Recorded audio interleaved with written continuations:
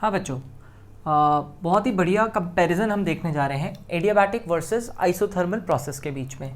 क्या कंपैरिजन है ये? जैसे हमारे पास दो ग्राफ्स दिए हुए हैं, हमें पता है आइसोथर्मल और एडियाबैटिक के ग्राफ्स का नेचर जो है वो लगभग सेम होता है। P V equals to constant है और एक P V raise to gamma constant है ना। तो दोनों को मैंने सेम प्रेशर सेम वॉल्यूम से एक्सपैंड भी कराया, ठीक है, और same pressure same initial volume से कंप्रेस भी कराया। सेम वॉल्यूम तक जब आप कंप्रेस या एक्सपैंड कराओगे तो ऑब्वियस ही बात है प्रेशर अलग अलग होगा, बिकॉज उनका फॉर्मूला ही अलग है ना। पीवी एक बार कांस्टेंट करना है आपको, तो P1 V1 equals to P2 V2 लगेगा। ये बात हो गई आइसोथर्मल की। और एडियाबैटिक के केस में P1 V1 raise to gamma equals to P2 V2 raise to gamma, और ये P2 को क्योंकि इस P2 से थोड़ा अलग करना था तो मैंने P2 डैश कर दिया है। तो एडियाबैटिक वाले के लिए सपोज जो फाइनल प्रेशर है दैट इज P2 डैश, ठीक है। तो वही हमें पता करना है कि कौन सा प्रेशर फाइनली बड़ा आएगा, उसके हिसाब से हमें ग्राफ पता चल जाएगा, है ना, कि कौन सा ग्राफ किसका है, ठीक है। तो देखो P1 V1 equals to P2 V2 ये तो आइसोथर्मल के लिए हो गया, और P1 V1 raise to gamma equals to P2 dash V2 raise to gamma ये हो गया एडियाबैटिक प्रोसेस के लिए। तो फाइनल प्रेशर P2 डैश आ जाएगा हमारा V1 upon V2 raise to gamma into P1, और यहाँ से हमारा फाइनल प्रेशर आएगा V1 upon V2 into P1, ठीक है। तो ये हमारे पास फाइनल प्रेशर के रिलेशंस आ गए। इनिशियल प्रेशर सेम है, V1 बाई V2 सेम है, सिर्फ गामा का फर्क है, ठीक है। तो गामा के हिसाब से और V1 बाई V2 की वैल्यूज़ के हिसाब से हमें फाइनल आंसर तक पहुंचना है। कैसे? देखो, अगर एक्सपेंशन की बात करें, एक्सपेंशन वाला केस ये है, ये कंप्रेशन वाला केस है। तो अगर एक्सपेंशन की बात करें तो V1 ऑब्वियसली V2 से छोटा होगा, मीन्स V1 बाई V2 की जो वैल्यू है V1 बाई V2 उसकी वैल्यू 1 से छोटी होगी, है ना। V1 बाई V2 की वैल्यू 1 से छोटी होगी, और गामा की वैल्यू 1 से बड़ी होती है, हमें पता है।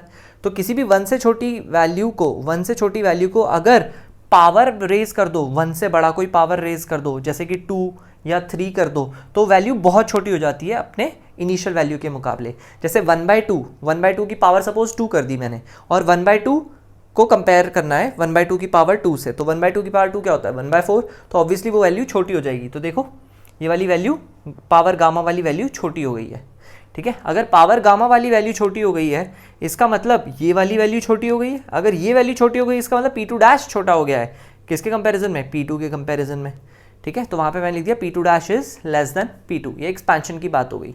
तो एक्सपेंशन करते वक्त P2 डैश जो है P2 से छोटा होगा, यानी ये वाला प्रेशर इसको लिख दे रहा हूँ मैं P2 डैश, और ये वाले को लिख दे रहा हूँ मैं P2, ठीक है। यानी ये जो नीचे वाला है ना, इसको मैं बोल दे रहा हूँ फर्स्ट ग्राफ, ये जो ऊपर वाला है इसको बोल दे रहा हूँ मैं सेकंड ग्राफ। यानी कि जो मेरा फर्स्ट ग्राफ है वो किसको डिनोट कर रहा है? P2 डैश, यानी कि एडियाबैटिक प्रोसेस को डिनोट कर रहा है। इससे ये प्रूव हो गया कि फर्स्ट ग्राफ जो है, जो नीचे वाला है वो एडियाबैटिक प्रोसेस को डिनोट कर रहा है, और जो सेकेंड ग्राफ है वो ऑब्वियसली आइसोथर्मल प्रोसेस को इंडिकेट कर रहा है, ठीक है।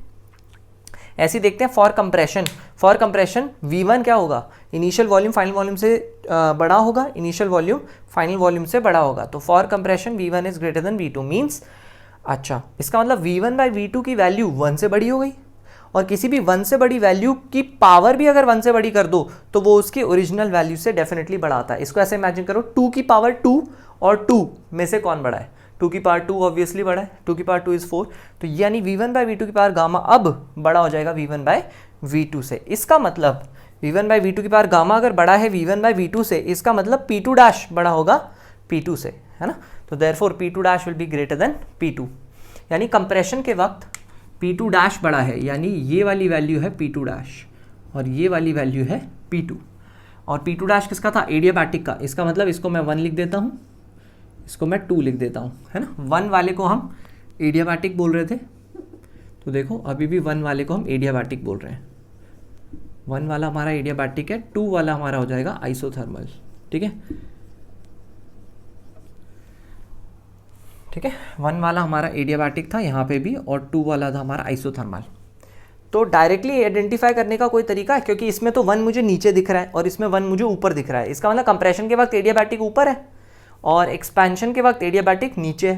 तो इसको कैसे ध्यान रख सकते हैं? इसको ऐसे ध्यान रख सकते हो कि स्लोप जो है ना, ढलान, देखो ये आइसोथर्मल वाला ऊपर है, नीचे वाला है एडियाबैटिक। स्लोप यानी ढलान जो है वो किस में ज़्यादा है? एडियाबैटिक में। ढलान कैसे इमेजिन करेंगे? ऐसे इमेजिन करो कि ये दोनों फिसल पट्टी है, फिसल पट्टी। बचपन में बैठे होगे, यहाँ पे बैठ के देखो मज़ा किस में आ रहा है। यहाँ पे बैठोगे ज़्यादा मज़ा आएगा, है ना, ज़्यादा स्लांट है ये, इस पे बैठोगे ज़्यादा मजा आएगी, तो ऑलमोस्ट फ्लैट सी है, इस पे क्या मजा आएगा, है ना। तो इस वाली का स्लोप ज़्यादा है, ऐसे आप याद रख सकते हो। यहाँ पे भी देखो, एक ये फिसल पट्टी है और एक ये वाली फिसल पट्टी है, किस में ज़्यादा मजा आएगा, ऊपर वाली में या नीचे वाली में, कौन सी वाली में ज़्यादा मजा आएगा। ये देखो, ये ज़्यादा एंगल पे है ना, इसको अगर थोड़ा और ऐसा कर दोगे तो और मजा आएगा, है ना, धड़ाम सीधा, बहुत मजा आएगा इसमें, थोड़ा और ऐसा कर दोगे तो, है ना। तो देखो ये वाली में डेफिनेटली इससे ज़्यादा मजा आएगा, तो इस वाली का स्लोप ज़्यादा है, तो जिसका भी स्लोप ज़्यादा है वो हमारा एडियाबैटिक है। ऐसे आप डायरेक्टली ध्यान रख सकते हो। तो चाहे एक्सपेंशन हुए चाहे कंप्रेशन हुए, आप हमेशा अगर ये बात ध्यान रखोगे कि slope of adiabatic curve in the PV graph is definitely greater than the isothermal curve, तो आप इजीली पहचान पाओगे कि कौन सा वाला आइसोथर्मल है, कौन सा वाला एडियाबैटिक है। अदरवाइज ये वाला मेथड तो है ही। अच्छा, मैंने एक एग्जांपल भी लिया था, जैसे कि कोई मोनोटॉमिक गैस है, तो उसके लिए गामा सपोज 5/3 होता है, एकदम आइडियलिस्टिक वैल्यूज ले रहा हूँ मैं, ठीक है। पहले मैंने हाइपोथेटिकल वैल्यूज ली थी, तो जैसे गामा की वैल्यू 5/3 ले ली, मोनोटॉमिक गैस के लिए होती है।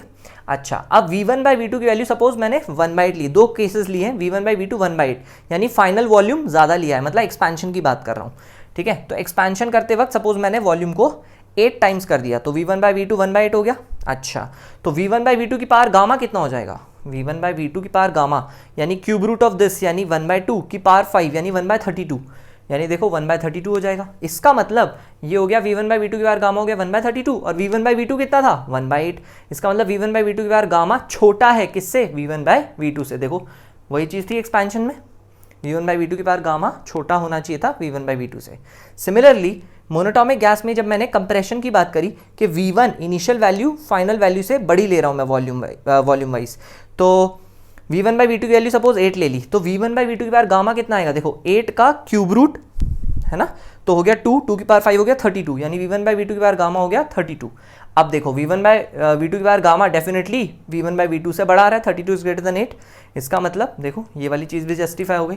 तो एक्सपेंशन कंप्रेशन को मैंने एक्चुअल प्रैक्टिकल वैल्यूज लेके भी आपको जस्टिफाई करके बता दिया है, इसके पहले मैंने हाइपोथेटिकल वैल्यू से भी करके बता दिया था, ठीक है।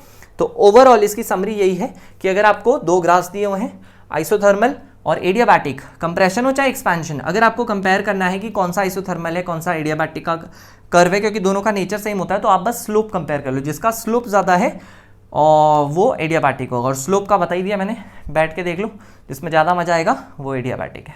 ओके,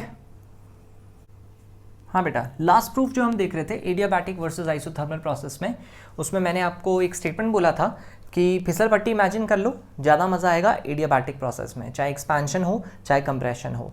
ये तो लाइक एक आसान सा तरीका हो गया हमारे लिए पहचानने के लिए कि कौन सा प्रोसेस एडियाबैटिक है कौन सा आइसोथर्मल है। कोई टेक्निकल या मैथमेटिकल तरीका अगर मिल जाए कि स्लोप किसका ज़्यादा होता है तो मज़ा आ जाए, है ना। तो वही देखते हैं मैथमेटिकल तरीका कि स्लोप किसका ज़्यादा होगा, आइसोथर्मल या एडियाबैटिक का, और कैसे। जैसे आइसोथर्मल प्रोसेस के लिए पहली बात करें तो PV इक्वल्स टू कॉन्स्टेंट मैंने K1 ले लिया है, और एडियाबैटिक प्रोसेस के लिए PV रेज़ टू गामा को कॉन्स्टेंट K2 ले लिया है, कॉन्स्टेंट्स को डिफरेंशिएट करने के लिए। इक्वेशन 1 एंड इक्वेशन 2 बना दिया है। प्रेशर आ जाएगा हमारे यहाँ पे K1/V, ठीक है। यहाँ पे प्रेशर आ जाएगा K2 और V की पावर माइनस गामा हो जाएगा, जब ये वहाँ ट्रांसफर होगा तो V की पावर माइनस गामा हो जाएगा प्रेशर। स्लोप होता है dP/dV, dy/dx होता है, तो dP/dV मैंने स्लोप कर दिया, तो वो 1/V का डिफरेंशिएशन आ जाएगा -1/V²। K1 कांस्टेंट था, K1 की वैल्यू मैंने यहाँ से उठा के PV यहाँ डाल दी है, तो PV डाल देंगे तो ये बच जाएगा -P/V। दिस इज 1 ठीक है, 1 से बना है तो इसे 1 बोल दिया मैंने। This is the slope -P/V, this is the slope of the isothermal process. अब स्लोप देखते हैं एडियाबैटिक प्रोसेस का। तो यहाँ पे स्लोप के लिए वापस वही dP/dV किया मैंने, इसको डिफरेंशिएट करेंगे, K2 is a constant, minus gamma नीचे आएगा और V की पावर माइनस गामा -1 हो जाएगा। जैसे x की पावर n का डिफरेंशिएशन क्या होता है, nx की पावर n-1, तो वैसे ही कुछ है, ठीक है। अच्छा, अब K2 की वैल्यू यहाँ से PV रेज़ टू गामा मैंने पुट कर दी, तो PV रेज़ टू गामा, ये रहा गामा, ये रहा माइनस, और V की पावर माइनस गामा -1, तो V की पावर गामा और V की पावर माइनस गामा -1 मिलके वो बन जाएगा V की पावर -1, इसलिए मैं V को नीचे ले गया, प्रेशर ऊपर ही रह गया, और इंटू गामा। अगर इसको लिख दिया मैंने 2 है ना, 2 से डेराइव हुआ है तो 2। अगर इसको और इसको अगर आप ध्यान से देखोगे तो स्लोप जो है आपको दिख रहा है एडियाबैटिक प्रोसेस का gamma times of the slope of isothermal process आएगा। तो from 1 and 2 it can be seen that the slope of adiabatic curve upon the slope of isothermal curve is gamma, and gamma as we all know is definitely greater than 1। इसका मतलब adiabatic का जो slope है वो definitely isothermal से बड़ा होता है, चाहे कंप्रेशन करो चाहे एक्सपेंशन करो। मैंने ऐसा कोई कंडीशन यहाँ पे नहीं लिया था, उसके बाद भी हम ये चीज़ प्रूव कर पाए हैं। ओके, तो ये उसी चीज़ का एक मैथमेटिकल जस्टिफिकेशन हो गया। ठीक है, थैंक यू।